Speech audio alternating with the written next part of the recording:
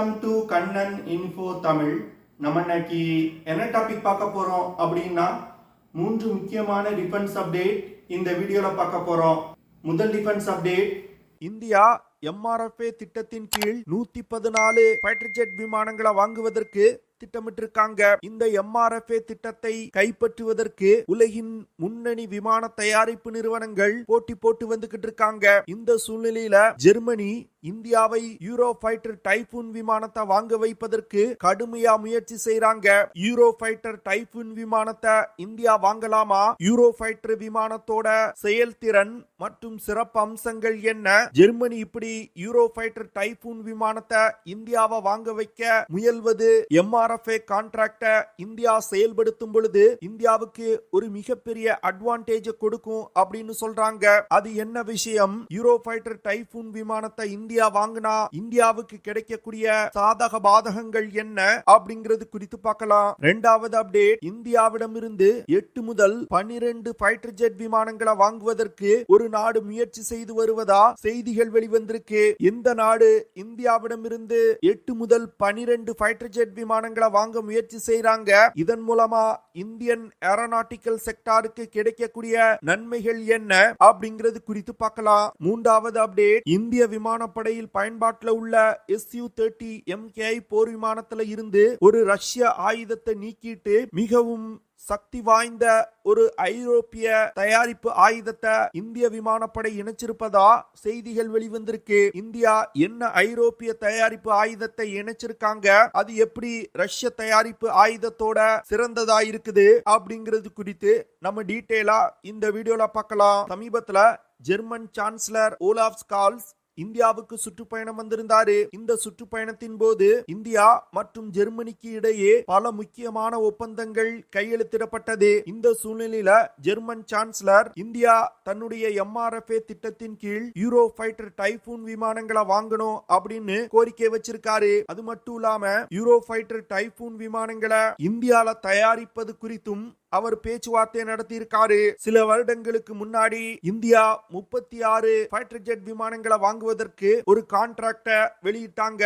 அந்த கான்ட்ராக்ட்ல Eurofighter typhoon விமானத்தை தோற்கடித்து ரஃபேல் போர் விமானம் வெற்றி அடைஞ்சது. இதனால தற்போது இந்திய விமானப்படையில 36 ரஃபேல் போர் விமானங்கள் பயன்பாட்டில் இருந்து வருது. 36 ஃபைட்டர் ஜெட் விமானங்களை சப்ளை செய்யக்கூடிய கான்ட்ராக்ட்ல யூரோஃபைட்டர் டைபூன் விமானம் செகண்ட் லோயஸ்ட் பிட்ரா இருந்திருக்கு. இதனால தற்போது இந்தியா புதிதாக செயல்படுத்த உள்ள 114 ஃபைட்டர் ஜெட் விமானங்களை வாங்குவதற்கான MRFA திட்டத்தை தாங்கள் கைப்பற்றுவோம் அப்படின்னு யூரோஃபைட்டர் டைபூன் விமான நிறுவனம் சொல்றாங்க. இந்த யூரோஃபைட்டர் டைபூன் விமானத்தை ஏர்பஸ், BAE சிஸ்டம்ஸ், லியனார்டோ போன்ற 3 நிறுவனங்கள் இணைந்து உருவாக்கி இருக்காங்க. இந்த மல்டி ரோல் ஃபைட்டர் ஜெட் விமானத்தை 4 ஐரோப்பிய நாடுகள் இணைந்து உருவாக்கி இருக்காங்க. அதாவது ஜெர்மனி, UK, இத்தாலி, ஸ்பெயின் போன்ற 4 நாடுகளும் இணைந்து இந்த விமானத்தை உருவாக்கி இருக்காங்க. யூரோஃபைட்டர் டைபூன் விமானத்தை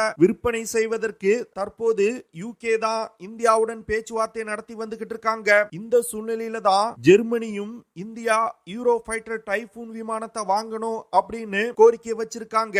இந்தியா இந்த யூரோஃபைட்டர் டைபூன் விமானத்தை வாங்கணும்னா இந்த 4 நாடுகளோட ஒப்புதலை பெறணும். ஏதாவது ஒரு நாடு இந்தியாவுக்கு இந்த விமானத்தை சப்ளை செய்ய கூடாது அப்படின்னு சொல்லிட்டாங்கன்னா இந்தியாவால விமானத்தை வாங்க முடியாது. இதுதான் இந்த விமானத்தை வாங்கக்கூடிய விஷயத்துல இருக்கக்கூடிய பிரச்சனைகள். இந்தியா தற்போது இந்திய விமானப்படையில் பயன்பாட்டில் உள்ள MiG-21, மிராஜ் 2000, ஜாகுவார் போன்ற விமானங்களை ரீப்ளேஸ் செய்வதற்கு MRFA திட்டத்தின் கீழ் 114 ஃபைட்டர் ஜெட் விமானங்களை வாங்குவதற்கு திட்டமிட்டிருக்காங்க.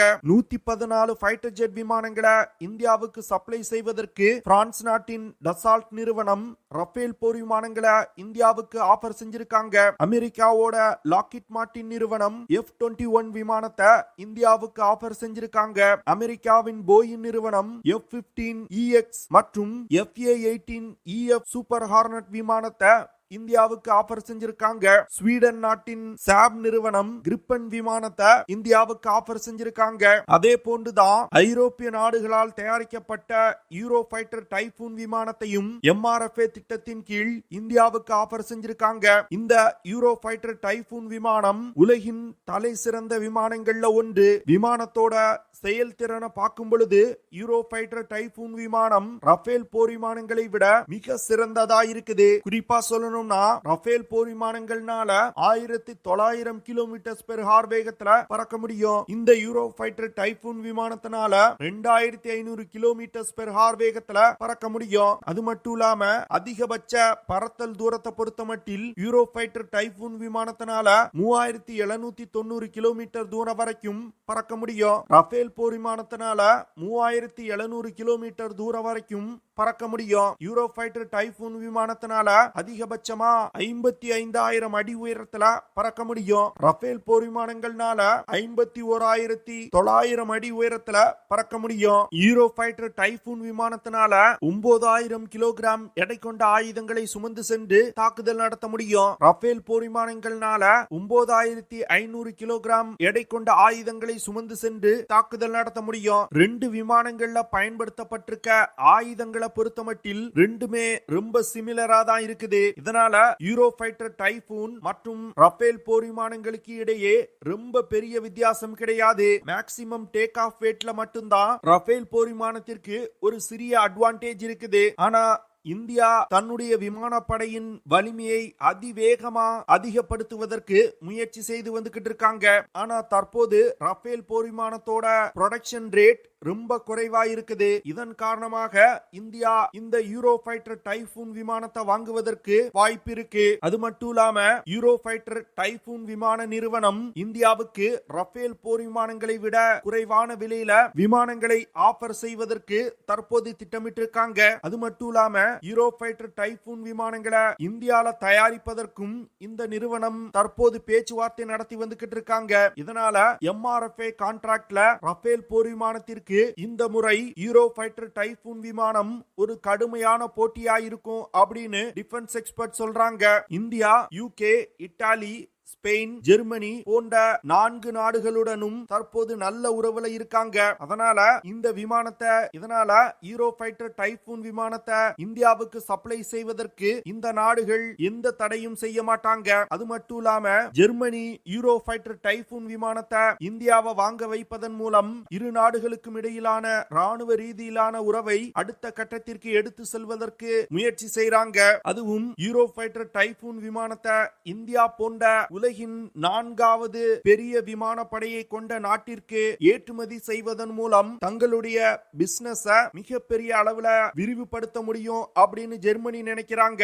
ஆனா இந்தியாவை பொறுத்த மட்டில் யூரோஃபைட்டர் டைபூன் விமானத்தை வாங்கணும்னா வெறுமன விமானத்தோட விலை குறைவா இருந்தா மட்டும் போதாது. யூரோஃபைட்டர் டைபூன் விமானத்தோட டெக்னாலஜிய இந்தியாவுக்கு எவ்வளவு தூரம் டிரான்ஸ்பர் செய்யறாங்க அப்படிங்கிற விஷயம் ஒரு முக்கியமான ரோலை பிளே பண்ணும். அது மட்டும் இல்லாம விமானப்படையில ஒரு ஃபைட்டர் ஜெட் விமானத்தை இணைப்பது அப்படிங்கிறது பல ஸ்ட்ராட்டஜிக்கல் மற்றும் ஜியோபாலிட்டிக்கல் கால்குலேஷனை வச்சு தான் செய்வாங்க. அதனால இந்த யூரோஃபைட்டர் டைபூன் விமானத்தை வாங்குவதன் மூலம் இந்தியாவுக்கு ஜியோபாலிட்டிக்கலா என்ன அட்வான்டேஜஸ் கிடைக்கும் அப்படிங்கிற விஷயத்தையும் கருத்தில் கொண்டுதான் இந்தியா செலக்ட் செய்வாங்க. ஆனா இந்த யூரோஃபைட்டர் டைபூன் விமானம் ரஃபேல் போர் விமானத்திற்கு எந்த வகையிலும் குறைந்தது கிடையாது. அடுத்து அர்மீனியா இந்தியாவிடமிருந்து Su-30 MKI போர் விமானங்களை வாங்குவதற்கு தற்போது பேச்சுவார்த்தை நடத்தி வருவதா செய்திகள் வெளிவந்திருக்கு. நீங்க கூட நினைக்கலாம் Su-30 MKI போர் விமானங்கள் ஒரு ரஷ்ய தயாரிப்பு விமானங்கள், அவங்க ஏன் ரஷ்யாவிடம் இருந்து அந்த விமானத்தை வாங்காம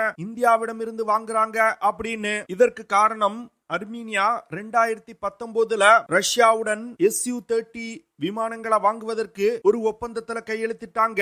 இதனை தொடர்ந்து 4 Su-30 MKI போர் விமானங்களை ரஷ்யா சப்ளை செஞ்சாங்க. ஆனா அந்த விமானத்துல எந்த ஒரு ஆயுதமும் கிடையாது. இந்த சூழ்நிலையில அர்மீனியா மற்றும் அசர்பைஜானுக்கு இடையே சண்டை மூண்டது.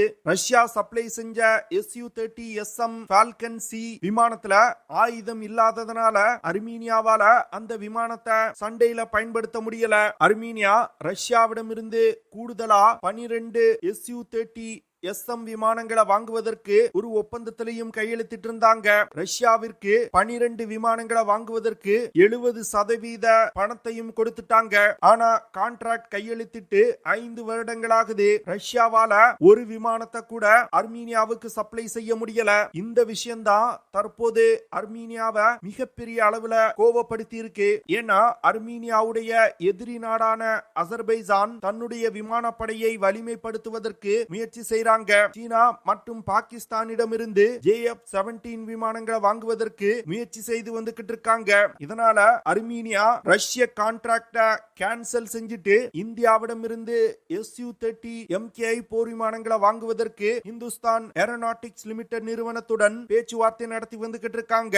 இந்த உக்ரைன் ரஷ்யா போர் காரணமா ரஷ்யா தன்னுடைய ஆயுத ஏற்றுமதியாளர்களை மிகப்பெரிய அளவுல இழந்திருக்காங்க. அதுல ஒன்றுதான் அர்மீனியாவும். இந்தியா உக்ரைன் ரஷ்யா போர் மூலமா நிகழக்கூடிய சூழ்நிலையை தனக்கு சாதகமா பயன்படுத்திக்கிட்டு Su-30 MKI போர் விமானங்களை இந்தியால தயாரித்து அர்மீனியாவுக்கு ஏற்றுமதி செய்ய போறாங்க. Su-30 MKI போர் விமானங்களோட லைசன்ஸ் இந்தியாவுக்கு இருக்குது. அதனால அந்த விமானங்களை தயாரித்து இந்தியாவால ஏற்றுமதி செய்ய முடியும். அர்மீனியா ரஷ்யாவிடம் இருந்து வாங்கிய 4 Su-30 விமானங்கள்ல இந்திய ஆயுதங்களை இணைப்பது குறித்தும் பேச்சுவார்த்தை நடத்தி இருக்காங்க. குறிப்பா Astra long range air to air missile, Rudram 1 anti radiation missile, smart anti airfield weapon போன்ற ஆயுதங்களை தங்கள் விமானத்துல இணைப்பது குறித்தும் பேச்சுவார்த்தை நடத்தி இருக்காங்க. அது மட்டும் இல்லாம அர்மீனியாவிடம் உள்ள Su-30 விமானத்துல இருக்கக்கூடிய பழைய பாசிவ் எலக்ட்ரானிக்கலி ஸ்கேண்டரே ரடாரை நீக்கிட்டு இந்தியா உள்நாட்டிலே டெவலப் செஞ்சிருக்க உத்தம் AESA ரடார் சிஸ்டத்தையும் இணைக்க போறாங்க. இந்த அப்கிரேட் ப்ராஜெக்ட சூப்பர் 30 அப்படின்னு பேர் வச்சிருக்காங்க. இந்தியா மற்றும் அர்மீனியாவுக்கு இடையிலான ராணுவ ரீதியிலான உறவுகள் சமீப காலங்கள்ல மிகப்பெரிய அளவுல அதிகரிச்சிருக்கு. அர்மீனியா இந்தியாவிடமிருந்து கிட்டத்தட்ட 2 பில்லியன் அமெரிக்க டாலர்களுக்கு ஆயுதம் வாங்கியிருக்காங்க. அதனால இந்தியாவிடமிருந்து அர்மீனியா 8 முதல் 12 Su-30 MKI போர் விமானங்களை வாங்குவதற்கு அதிக வாய்ப்பு இருக்கு. இந்த விஷயம் மட்டும் நடந்துச்சுன்னா இந்தியாவுடைய ஏரோநாட்டிக்கல் செக்டாருக்கு மிகப்பெரிய பூஸ்ட் கிடைக்கும். அது மட்டும் இல்லாம ரஷ்ய விமானங்களை பயன்படுத்தக்கூடிய மற்ற நாடுகளும் இந்தியாவிடம் இருந்து Su-30 விமானங்களை வாங்குவதற்கு முயற்சி செய்ய வாய்ப்பு இருக்கு. அடுத்து இந்தியா தற்போது கொஞ்சம் கொஞ்சமா தன் படையில் இருக்கக்கூடிய ரஷ்ய ஆயுதங்களை குறைச்சி வந்துகிட்டு இருக்காங்க. R-73 மிசைல் தான் இந்திய விமானப்படையில் பயன்பாட்டில் உள்ள அனைத்து விதமான ஃபைட்டர் ஜெட் விமானங்கள்லையும் short range air to air மிசைலா பயன்படுத்தப்பட்டு வந்துட்டு இருந்துச்சு. தற்போது இந்த மிசைல ஐரோப்பிய தயாரிப்பு மிசைலை கொண்டு இந்தியா ரீப்ளேஸ் செஞ்சிருக்காங்க. அதாவது MBDA நிறுவனத்தால் உருவாக்கப்பட்ட ஆஸ்ராம் அப்படிங்கிற ஒரு short range air to air மிசைலை கொண்டு இந்தியா ரீப்ளேஸ் செஞ்சிருக்காங்க. ரஷ்யாவின் R-73 மிசைல் குறைவான தூரத்துல உள்ள எதிரி விமானங்களை தாக்குவதற்கு பயன்படுத்தப்படும் மிசைல். இந்த மிசைல் 2 விமானங்களுக்கு இடையே டாக் ஃபைட் நடக்கும் பொழுது ரொம்ப எஃபெக்டிவா செயல்படும் அப்படின்னு சொல்றாங்க. ஆனா இந்த R-73 மிசைல் பழைய தொழில்நுட்பம் கொண்ட மிசைல். இந்த மிசைல் ரடார் கைடன்ஸ் சிஸ்டத்தை பயன்படுத்தி இயங்குது.